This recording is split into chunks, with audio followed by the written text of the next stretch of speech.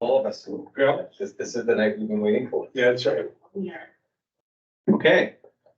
Recording, Tracy? Yes, Okay. it started.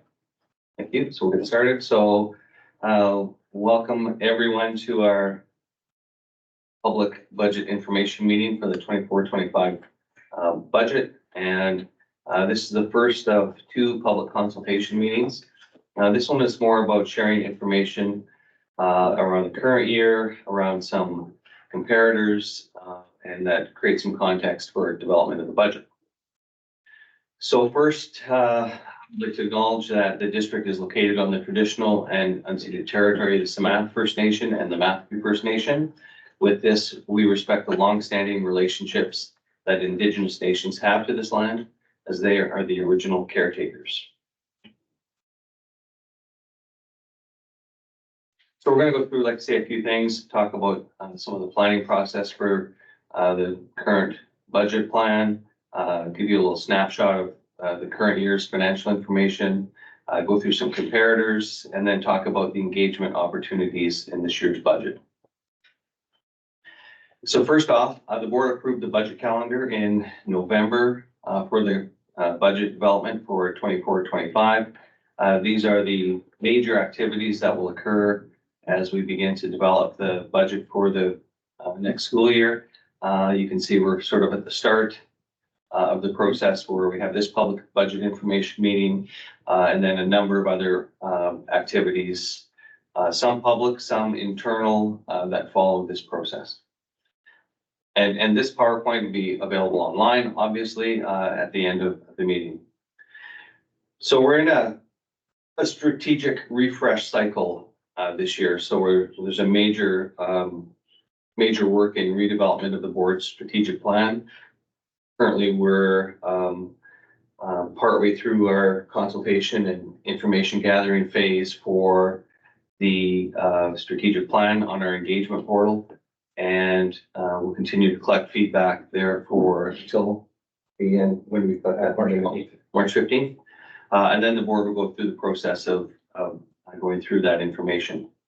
Also around March 15th is when we get our operating grant information from the ministry. The provincial budget was a couple of weeks ago, and March 15th, right before spring break, is when, I think it's March 14th actually, that we get our operating grant announcement for the coming year. So that tells us how much money is being allocated to school districts specifically for the coming year. Again, through the processes, through this planning cycle, we're going to complete a number of activities related to the strategic plan that will see a complete new plan designed for the next cycle, so the next 3 or 4 year cycle. But obviously the budget is built on a major 1 year plan, but the budget plan is also based on 3 years. So you'll see a 3 year plan when the budget is finally approved, and strategic plan in June of this year. Again, our 4 pillars of our strategic plan are progressive workforce, engaging opportunities, optimized resources, and obviously the important, we refer to them as the key performance areas of student success. And underneath that strategic plan, the redevelopment of the whole plan really builds out those goals and objectives, and then, you know, the departmental projects and things that will fall out from the major goals that are established for the next strategic planning cycle. One of the key parts has been in the past, and you know, as an optimized resources, like it says, financial stewardship guides our decision making. We work hard to create that transparency and awareness and engagement around the financial information in the district, so that people are aware of what's going on. The board approved these guiding principles related to the budget a number of years ago and reaffirmed them in December. And so there's 5 guiding principles. Not in any particular order, but they're around maximizing the allocation of resources to support the goals and priorities in the strategic plan. Another principle around creating understanding of budget information through ongoing communications. So that's what we attempt to do when we have meetings like this is to share information and continue to build an understanding of the budget. We build a 3-year budget plan to ensure the funding sources can support the strategic plan that the board has. So the ministry actually has come out and requested that school districts also have, they've sort of mandated that we have 3-year plans to support our strategic plans. So we've been doing that for many years. Another guiding principle is around the maintenance of surplus and reserve balances to respond to emergent needs. And we've seen through a number of incidents that have happened, floods, pandemics, the ability to have surplus and reserve balances to fall back on in times when you actually need them. So I'll talk a little more about that as we get into this presentation. And then to have strong fiscal management policies, and that's, relying on the finance department to make sure that all of the controls and the guideposts are set for how we manage finances in the district.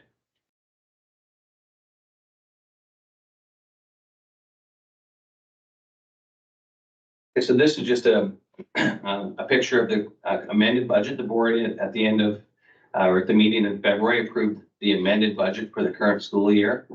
And the budget is amended because of the preliminary budget that is approved in June of 2023 was based on projected enrollments.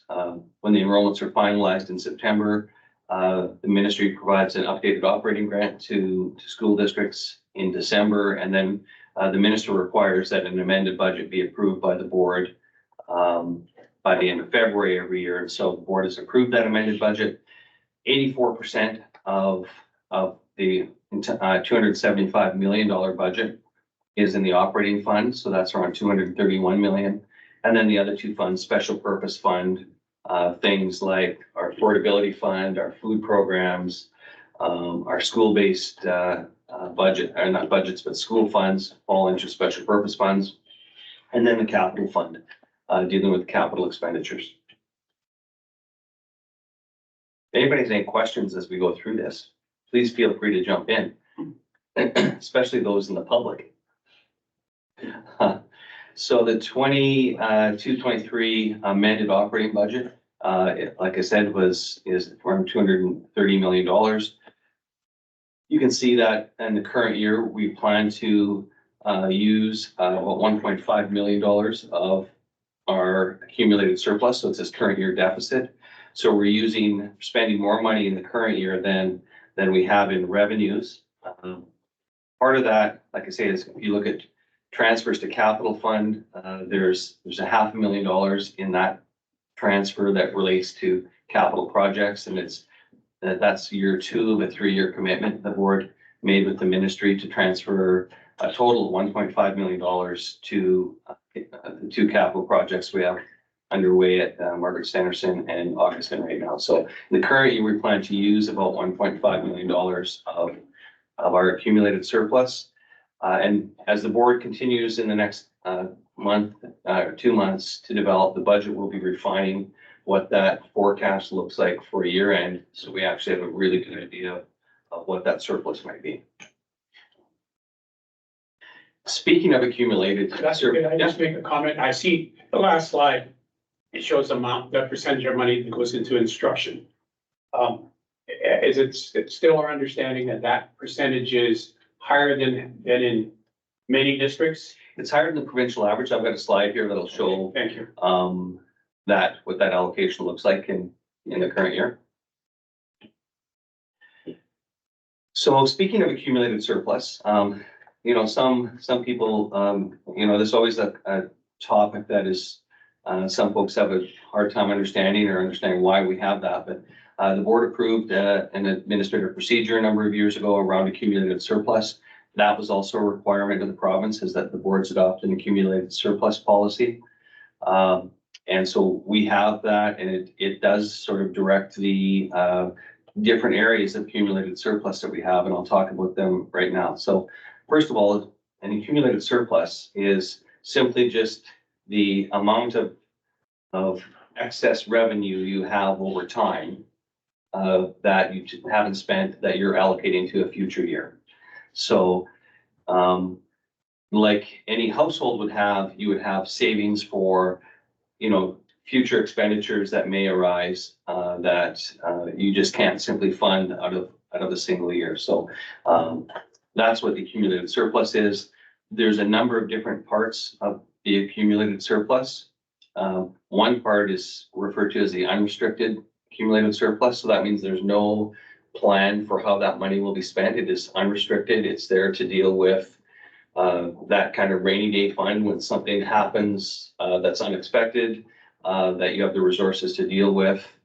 Sometimes in our case, there are things that come up that are significant unfunded expenditures that require us to have access to funds. And so having an accumulated surplus, an unrestricted accumulated surplus, is an important part of the financial health of the district. So the board has said that between 1% and 3% of the operating expenditures of the district should be set aside for that unrestricted amount. So that's between 2.3 million and $7 million of funds to be set aside in that unrestricted account. Our current accumulated surplus at the end of the 22-23 school year was just under $7.1 million. That's the column on the right. There's 4 different components of our operating surplus. One is restricted due to constraints on the funds, and that's not a big amount, but that is something that is where the funds have come to the district and there's an agreement that they can only be spent in this way. So those funds are constrained by some legislative matter or agreement, legal matter that says those funds can be spent only in that certain way. So we don't have a lot in that area. The next one is internally restricted for planned future operations. This one is, like I said, just over $1 million. It really refers to things that have already been allocated. So school budgets and school budget carry forwards fit into this one. Because that money's already been allocated up to schools. It represents the money that, so I want to click admit there, please. It represents money that has been allocated to schools already and that they didn't spend for the same reasons that sometimes we don't spend, is that they maybe have bigger expenditures that they have planned 1 or 2 years down the road that they're saving. So that's what plan for future operations is. For future requirements is similar, but it really relates to things that maybe haven't been allocated out already. So but that are set aside for something that's specific. So set aside for future technology replacements, set aside for strategic initiatives that the board might have. That's what we see in the just under $1.3 million of other internally restricted amounts. And that's just allows the board to plan for, we have a pretty robust technology infrastructure plan, and we've had it for 12 or 13 years and have rolled out our equipment 2 or 3 or 4 times over that time frame. And those funds allow us to continue to keep our technology plan current and not falling out of date. The unrestricted surplus, 4.2 million, almost 4.3 million, you can see sits in that range of between 2.3 and $7 million. And that's kind of where we want it to be. The $1.5 million reduction that we have planned this year is coming from that unrestricted surplus by the most part. So that is just something that we have to monitor to make sure that we're not going to see that unrestricted surplus move into the area that's not sort of within the board's policy requirements. So this is just an illustration over time of what our accumulated surplus has looked like, and it has ranged from over $12 million to $7 million now, and then forecast at the end of this school year to be just over $5.5 million.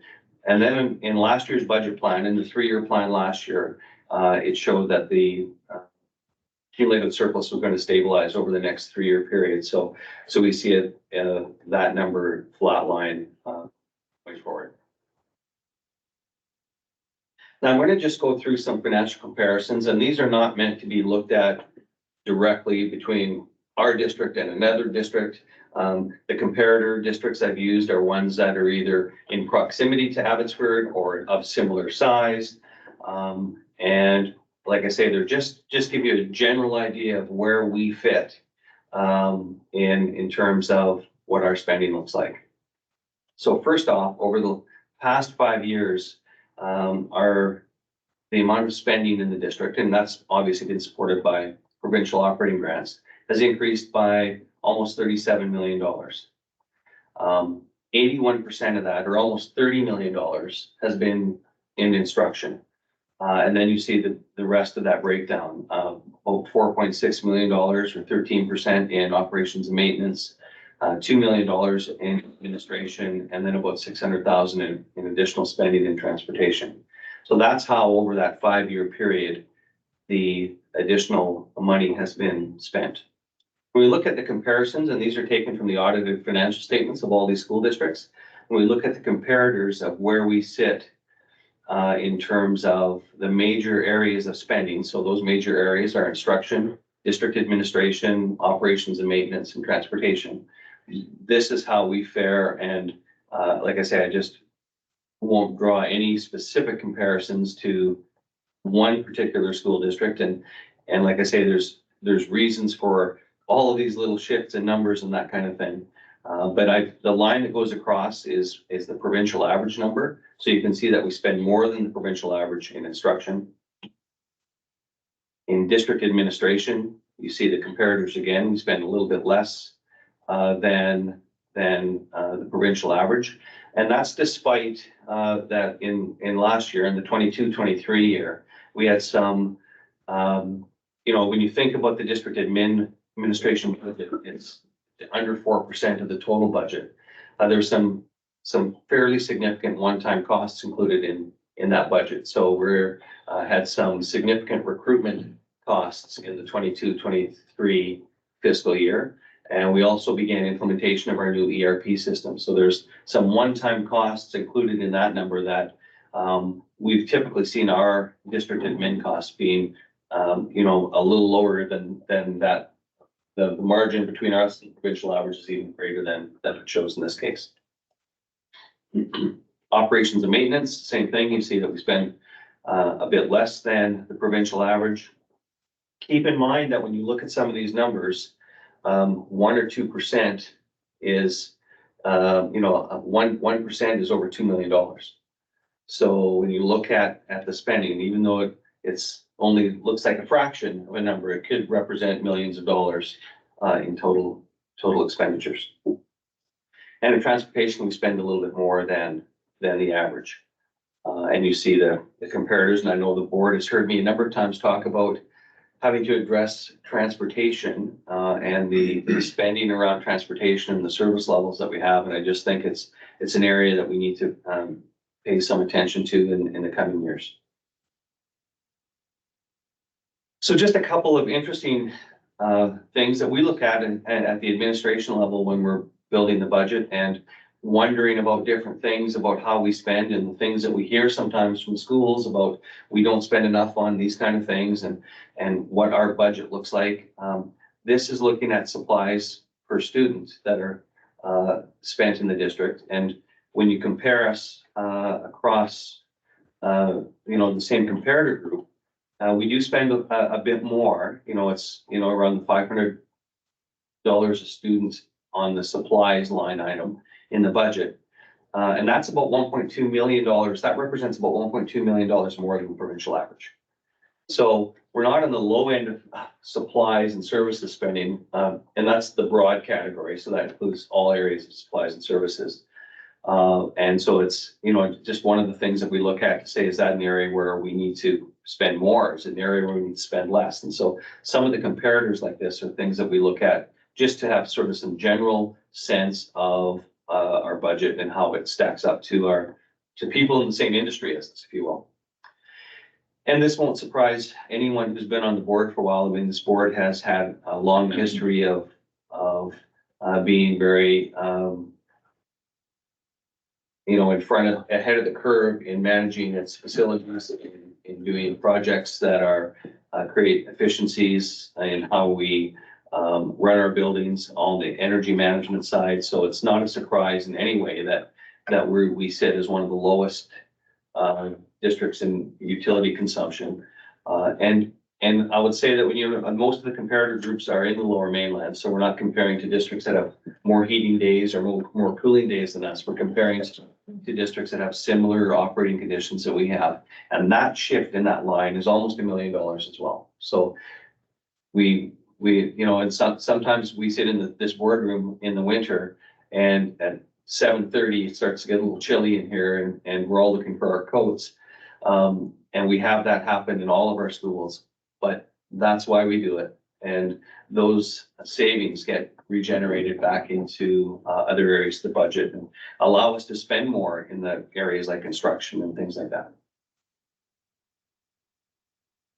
So this is just an illustration of our 10-year change in our operating budget spending.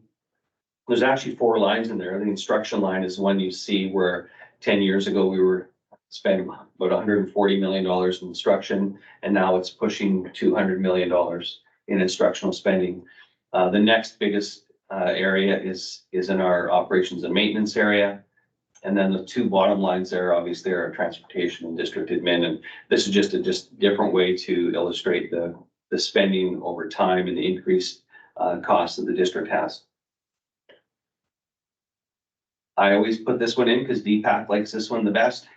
That's how we spend, every dollar in the district. And almost 60 cents of every dollar spent on teachers, to have teachers in classrooms. Principals and vice principals make up about 7 cents of every dollar. Education assistants, about 11 cents. School support staff, 3, about 5 cents on the school supplies and equipment. 10 cents of every dollar on building operations. So whether that's custodial services or maintaining buildings and things like that, that would be in the building operations side. And then busing and administration both make up a smaller portion of how each dollar gets spent in the district. And that's what you'd expect to see in a school system. You'd expect to see the costs, and considering that salaries and benefits represent almost 90% of what we spend in the entire district. You'd expect that almost 90% of all of the salaries would be related to things that are happening in schools, whether it's teachers or the principals and vice principals or the education assistants or the school support staff. You'd expect to see those kind of things. And I think this is just a good illustration of the fact that that's how it looks. So I'm going to take any questions.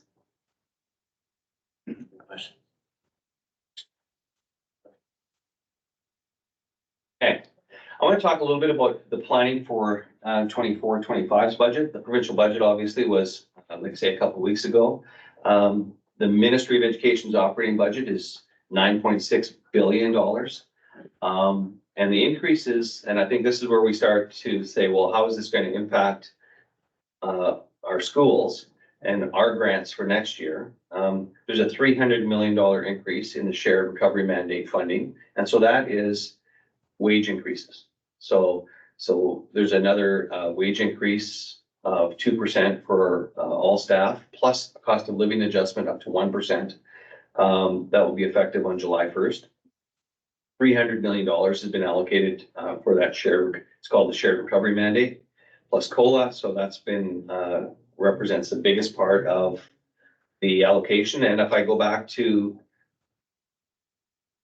this slide, when you see that most of this spending and 90% of our budget is on salaries and benefits, when salaries go up 2% or 3%, and the total budget's $275 million,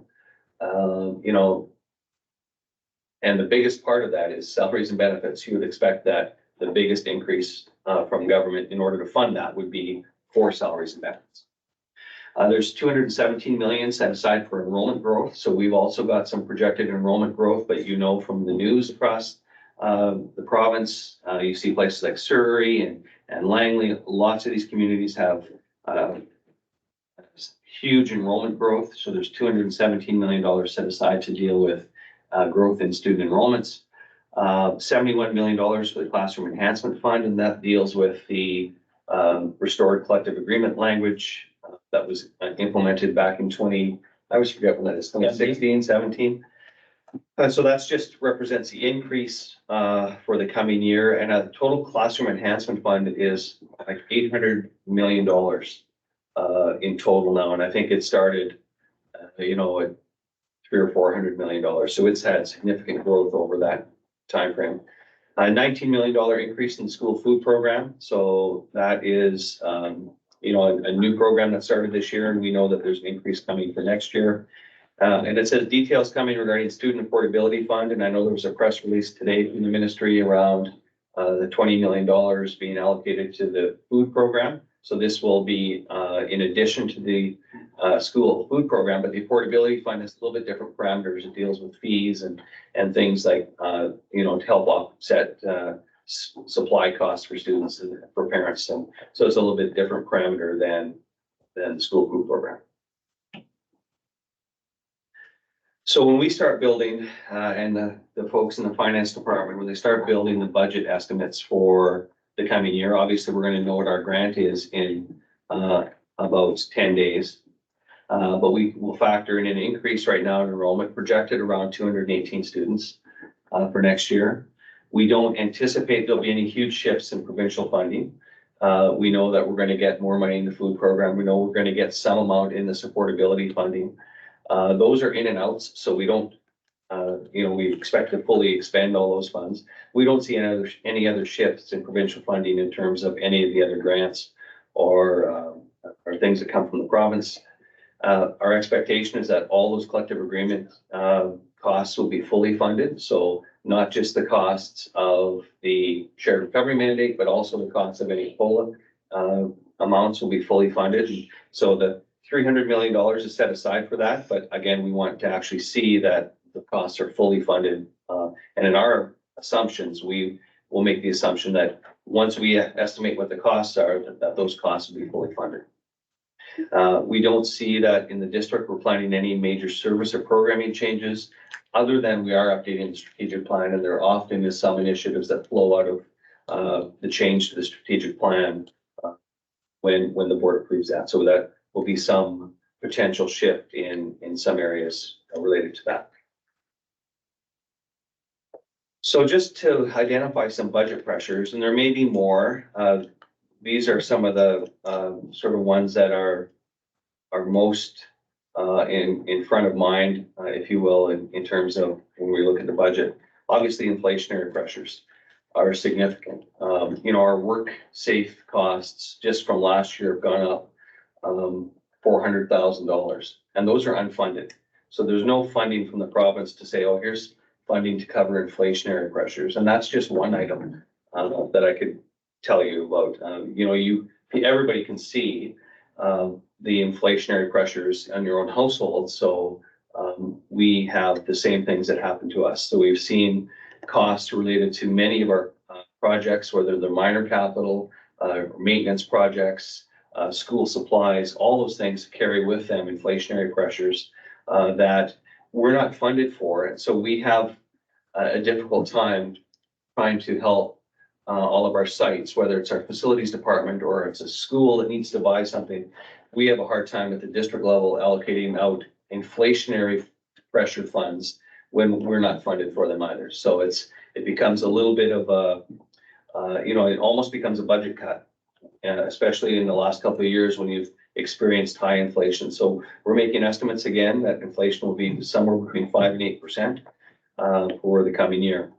One of the budget pressures has been this contributions to capital, and I know Trustee Neufeld will have nothing to say about this. But this in the 24-25 fiscal year is the last year of the requirement for us to transfer money out of our operating fund to one of these capital projects. So, and I think that from the ministry standpoint, we're not going to see that continue in our district anyways. We've made $4 million in contributions out of our budgets, out of our operating budgets to capital projects over the last 5 years. And I think we've paid our dues, if you will. Okay. There are a number of environmental cost pressures. You know, we see these changing weather patterns, whether it's, you know, especially around the cooling days and things like that, just the demand and obviously in a district that like ours, that's running at capacity. We have a number of portables, quite a few portables in place, having to, you know, install air conditioning and those kind of things to help create, you know, reasonable conditions for student learning is, you know, an important part of what we do. So it does come with some cost pressures that we put into that environmental category, if you will, to deal with. And so that's something that's on the radar as well. Ongoing recruitment challenges, and that's across the board, whether it's teachers or support staff, we still see, although it's getting a little bit better, we still see some challenges around recruitment and the efforts that we expend in recruiting staff and retaining staff is significant. And really, we see it in the last, you know, 18 months, just the amount of turnover due to retirements, and we can still see that retirement bubble, if you will. The cost of recruiting is significant, and so we just can't discount the you know, the issues around that. And while there's, you know, there's the operational costs, if you will, that we're going to have some disruption in our operations, but there are some financial costs that come with that too. And I just, you know, we have to recognize that those exist. We have a new ERP implementation, so that's our financial systems and our HR and all those kind of things. So that's being replaced. And our expectation is that in the coming year, we'll go live with that new product, and that will create a lot of streamlined services for our employees and our schools who use the system on a regular basis. So looking forward to that. And one of the nice features in that is it takes advantage of artificial intelligence in a lot of the background information. So as an employee, I can use some of the functionality within this new ERP to find out information about my benefit plan, and I can just ask plain language questions to it, and it'll give me the answer I'm looking for. So there's a lot of things like that will have a benefit for our employees. Increasing employee absence costs, and I'm not referring to the number of absences that employees have. I'm referring to the fact that the costs related to absences is going to increase. You know that in 22-23 school year, we had a lot of unfilled absences. And this school year, we've had a number of unfilled absences. So those absences don't come with cost if they're unfilled. And as we're starting to be able to address those unfilled absences, we are going to see an increase in our overall cost related to the line item in the budget is substitute employee and substitute employees. So if we look comparatively, and if I was, you know, I looked at our neighboring districts, they all have considerably higher spending in substitute employee costs than us. And we had some significant inability to fill in the last year when we look at some of the comparator information. So we're going to have to look at making some adjustments to our estimates in that, and that's going to create a significant budget pressure going forward because the actual number of absence days since COVID has increased. And it's increased a fair number. And I mean, if it increases by 1 or 2 days per employee in a school district like ours that has 2,500 employees, that turns into a big number. Student transportation. I mentioned this already, that we need to be reflective of our service levels and the cost in student transportation, because it is not a funded area from the ministry. So it's an area we have to work hard to provide services to families, but manage that service level and the expectations within a reasonable cost structure. And then one of the other budget pressures that we're going to see is the increasing demand for space. And that's going to mean that redeploying portables throughout the district will likely occur in the coming year. Right now, we're district-wide, we're running 101% capacity of our sites. So we're full everywhere. So as enrollment grows and this 218 increase in students is going to potentially, depends how it lands, will require us to move some portables around. The cost of moving portables is significant. That becomes an operating cost for the district, or a cost for facilities in your annual facility grant, but it obviously is a cost piece. But we are continuing to work with the ministry around some funding for some of these priority projects for additions. That can be done in sort of a short term. The ministry's plan around modular construction has been sort of well received, and I think that we're trying to get on the list for that because the turnaround time is really quick. 12 months, you're up and running in a new modular facility, and I think that we look at a couple of sites where, Abbey Middle, for example, is the #1 priority the board has identified for an addition. We're force transferring students out of that school to another school, and that is a huge pressure on the district. It's a huge inconvenience for families. We just simply don't have a place to put portables on that site. It's a very constrained site. So it's, like I say, it's one of the other areas of budget pressure that we have to deal with. So that being said, there is actually a sort of a logical sequential process that we go through to build the budget. And it does start with the strategic plan and with the main priorities that the board has. Putting into context that plan, putting into context and how we manage the budget pressures. But it's really based on the student enrollment we have, putting those enrollments into classrooms with teachers. That determines that staffing allocation piece. That student enrollment also determines that in operating grants, so how much money we get. And then the whole process of how we, after we allocate staff, we allocate funds to those departments, either to schools and departments for their spending, and then that builds the budget. So it's not total magic. I always think when finance comes up at the end of the day with the numbers, it's a lot of work on their behalf to make everything balanced, but that's what the process really looks like. So again, in this year, we'll be doing public engagement and asking folks for input into the budget. Last year, this is just a snapshot of what the public engagement looked like last year. So we had over 1,700 people visit the engagement portal related to the budget and had 626 survey responses.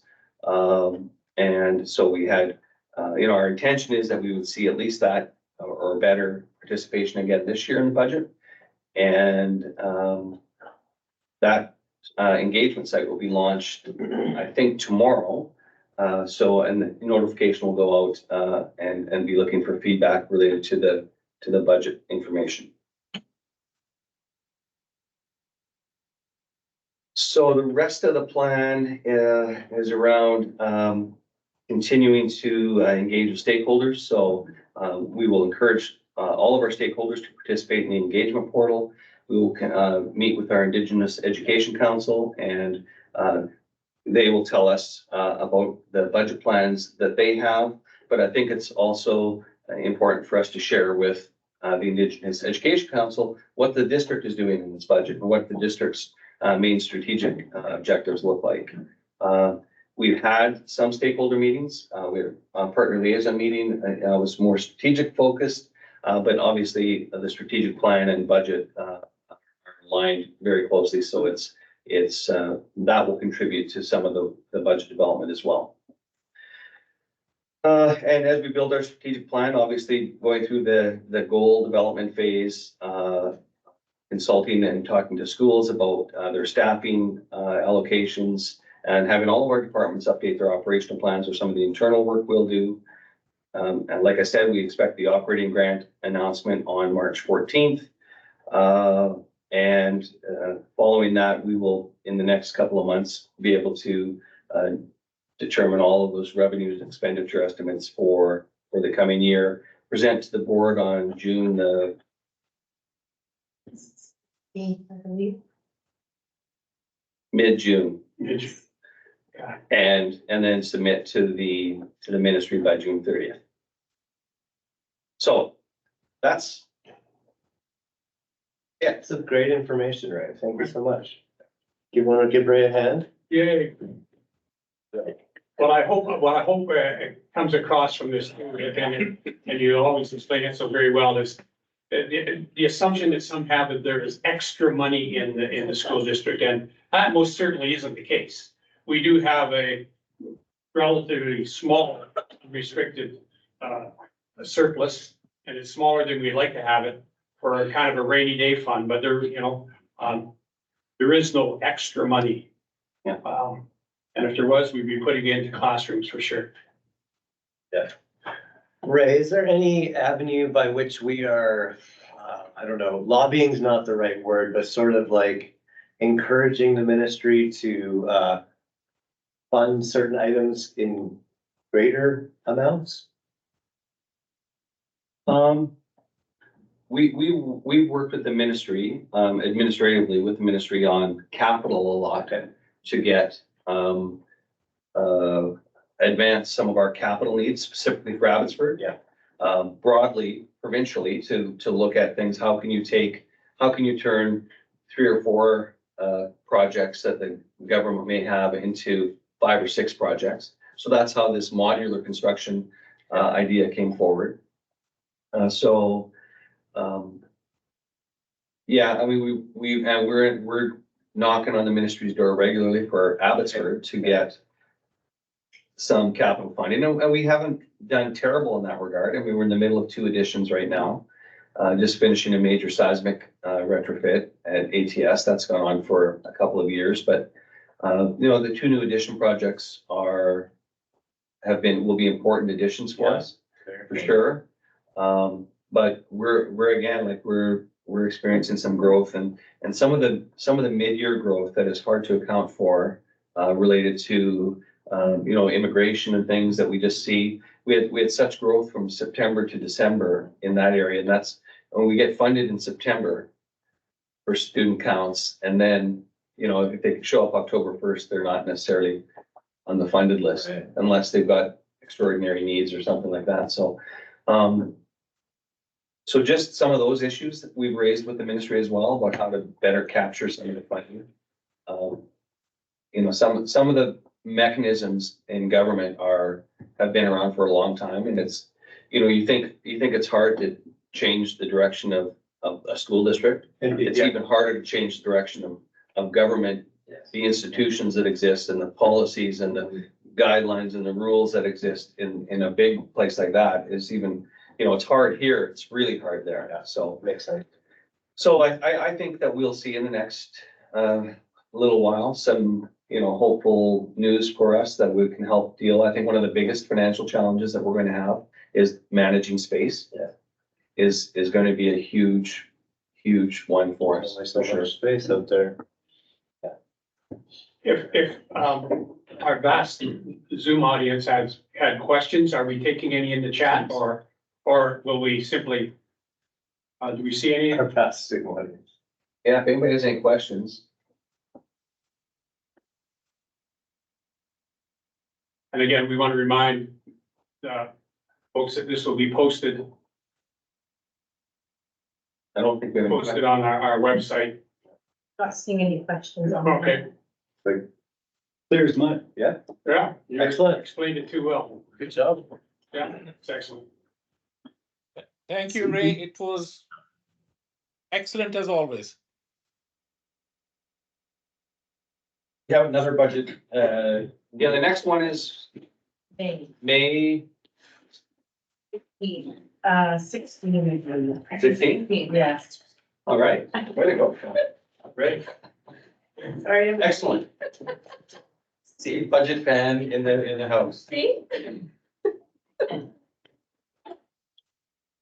I guess that means we are finished. I wonder if we should zoom off here. Thank you, Ray. Thank you. Thanks, Thank guys. you. Okay, thank you, Ray. Thank you, Ben. Well, the slides, Yeah. as always, are very helpful.